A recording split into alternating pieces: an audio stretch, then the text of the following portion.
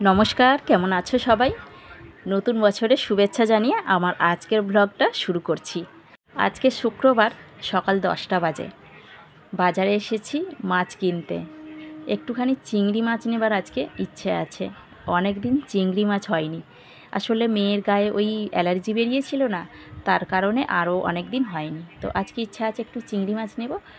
তো এখান থেকে অল্প একটু চিংড়ি মাছ নিয়েছি, আর এখানে শাটিন মাছ দেখতে পেয়েছি, তো শাটিন মাছও একটুখানি নিয়ে নিচ্ছি। আমাদের বাড়িতে সমুদ্রের মাছটা একেবারেই আসে না বললেই চলে। পুকুরের মাছ, নদীর মাছ এগুলোই আসে। তো যার জন্য এই সব মাছ দেখতে পেলে আমার ভালো লাগে যে একটুখানি নিই। আমি পছন্দ করি, আমার মেয়েও খায়।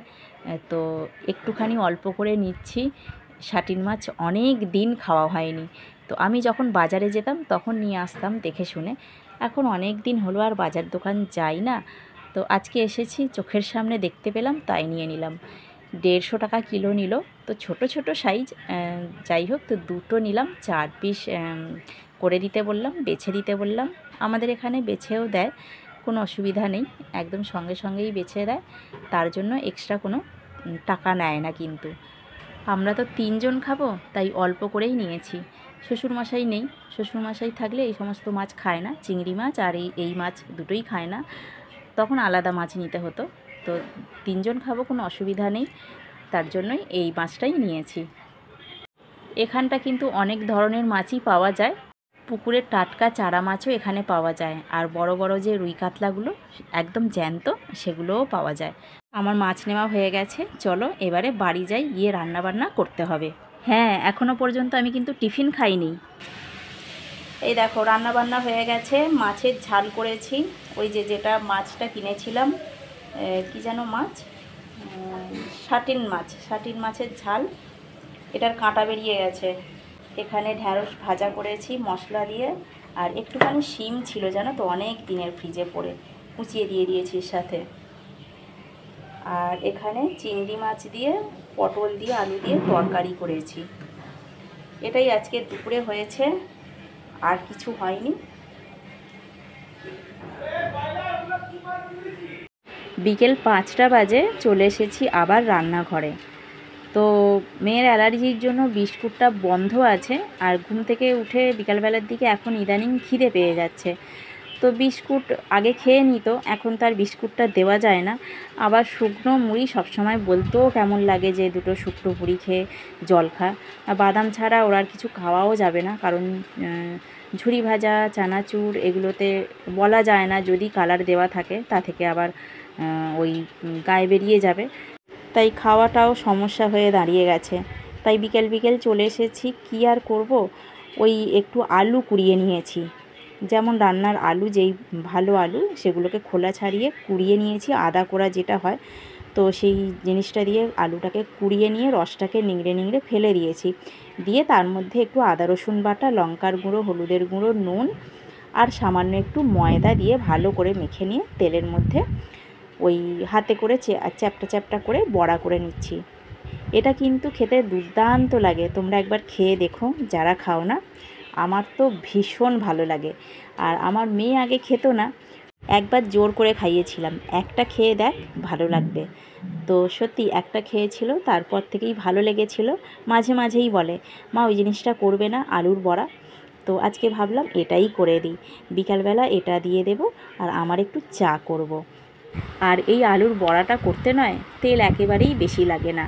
অল্প তেল দিয়ে কড়ার মধ্যে বা চাটুতে যাতেই করো না কেন, অল্প তেলের ওপরে এটা দিয়ে চেপে চেপে এপিট ওপিট করে মাঝে একবার অল্প তেল দিলেই এটা হয়ে যায়, খুব ভালোভাবে হয়ে যায়।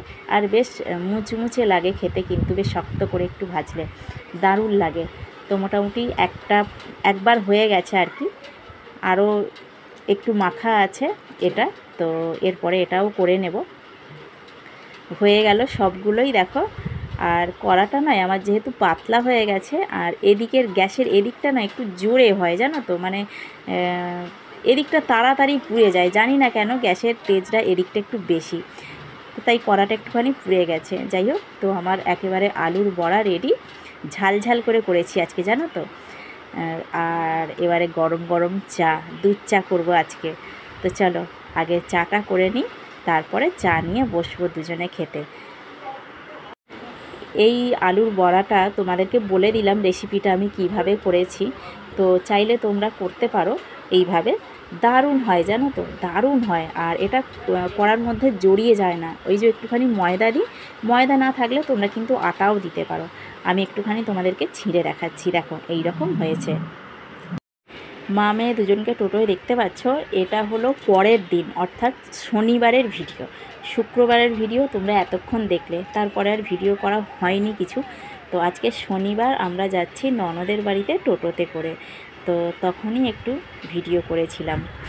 অনেক দিন কোথাও যাওয়া হয়নি, মেয়ের পরীক্ষা চলছিল আর পরীক্ষা আজকেই শেষ হয়েছে, তাই সন্ধেবেলা বেরিয়ে পড়েছি মা মেয়ে দুজনে ননদের বাড়িতে। টিপে থাকিস কেন তুই? আমার মনে হয় টিপে থাকিস না। হ্যাঁ,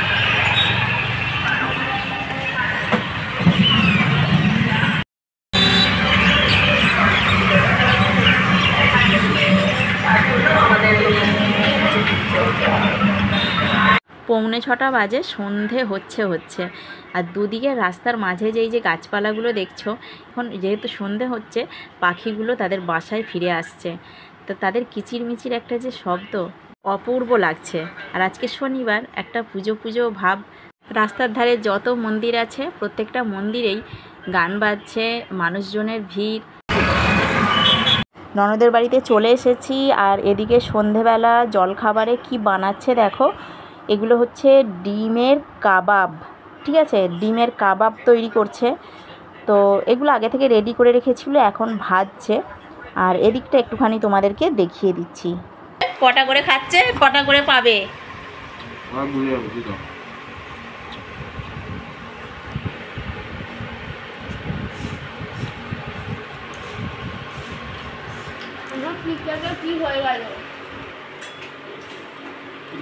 ওরা ভাই বোনে ওদিকে খেতে বসেছে, আমিও মুড়ি নিয়ে বসে যাচ্ছি। দেখো, মুড়ি, শসা, পেঁয়াজ, আর এদিকে 5টা কাবাব আমি নিয়েছি, ওরাও নিয়েছে, ওদেরও পাতে আছে। ওই দেখো একটা করে খেয়ে ফেলেছে, এখনও ওদের পাতে আছে।